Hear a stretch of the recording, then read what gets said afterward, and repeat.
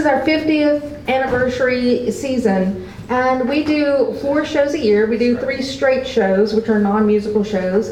And in the summer, we do something different. We do either a children's production or a musical. So with 4 plays a year over 50 years, that's 200 shows that we've done. We started actually on the other side of 2nd Street. When the theater was founded, there was a place called, it was a lounge, the Crystal Lounge. Oh, Crystal. It was on North 2nd on the other side. Yeah. No, the older men did, Crystal. Yeah, Well, it wasn't open in 1969, so it was used as the Eunice Players Theater in the very first season. It wasn't until the 2nd season that we moved to the building that we're in now, which means we've been in that building there for 49 years. So it had plate glass windows along the front. Some of you have lived in Eunice for a very long time may remember that it looked like that. And when it very first started, it had a dirt floor, it had no air conditioning, there was no stage, there was no lighting and sound booth. It was just the shell of a building. It didn't even have the dressing room attached to it that we have now.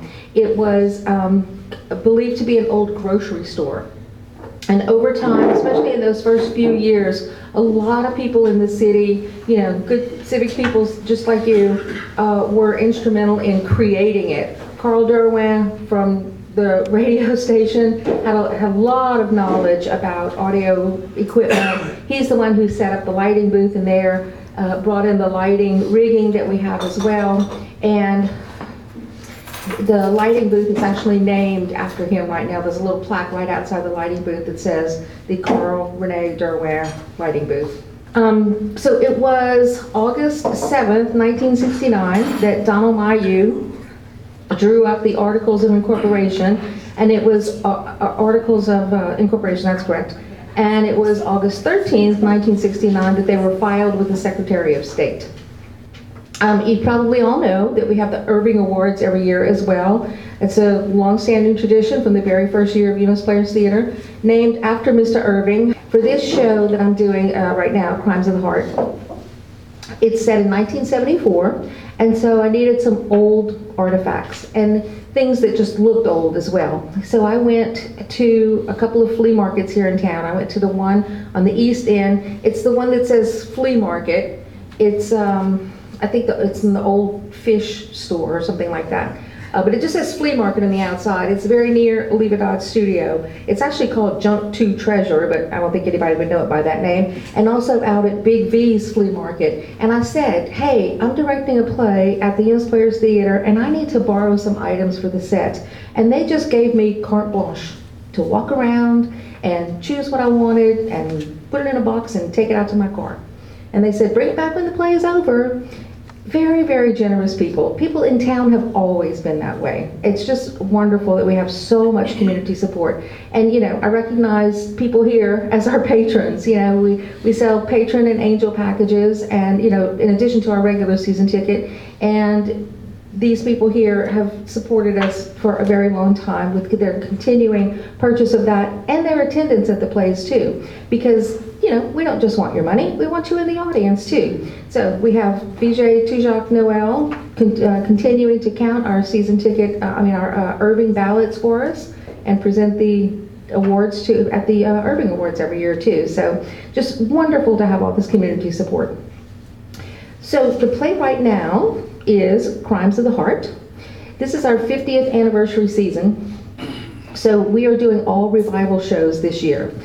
The first show that we did this season was Daddy's Dying, Who's Got the Will, and it was originally produced in 1993. And then Angie directed Godspell this summer, which was also a revival show from 1994. And our next show is Noise is Off. When mine's done, Annette Harrington, director, is going to just get right in there and build her set and start her play. And that'll be up in November. And that's called Noise is Off, and it was originally produced in 1994 as well. Crimes of the Heart goes back a little further than that. It's from 1988, which was 31 years ago, our 19th season. Victor Andrews was the president of our theater at that time, and he was the director of that play. So at this time, I'm going to bring up Lauren. She is one of the characters in the play. Lauren Bourgeois works at Bertrand's. Y'all may have already y'all may already know who she is, but you may not know that she's also an actress. And she's playing Lenny, one of the characters in the play. So she's going to talk a little bit about Crimes of the Heart itself. Hi, how are y'all today? I'm not going to tell you too much of the play because, of course, we want you to come and see it for yourself. But I do play Lenny McGrath. I am the oldest of 3 sisters. The play itself is about our bonds, our arguments. There's a lot of comedy in there. And basically how we go through a turbulent time in our life. So there's a little bit of humor, a little bit of arguing, a little bit of coming to terms with certain things. What was that about? You said about us getting old. When you looked at me, you said, my God, we're getting old. You didn't mean we, did you? You meant me. I'm 30 years old today. My face is getting all pinched up. My hair's falling out in the cold. Why, Lenny, it's your birthday, October 23rd. How could I forget? Happy birthday. Well, it's not. Billy Boy died last night. He was struck by lightning. He was struck dead. Struck by lightning? My goodness. So if you're 30, then I'm 27, and Babe is 24. My God, we are all getting so old. But it's definitely a good show for anybody to see. My kids came and saw it and had a blast watching it, and they're 12 and 8, so it's good for any audience. Oh, they're not sick. They're not sick, are they? I don't know. We need to get over there. Oh, please! Please let them be all It's gonna be all right.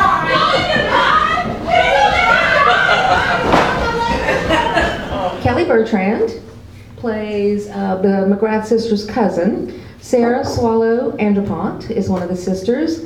Y'all may know her. She works up at City Court. Ava Stanford from Leonville is another one of the sisters. And then Nathaniel Clark and Ian Bellon are also in it. And then Lauren. I'm fond of her. What do you mean you're fond of her? Well, she sold me a pound cake at a bazaar once, and I'm fond of her.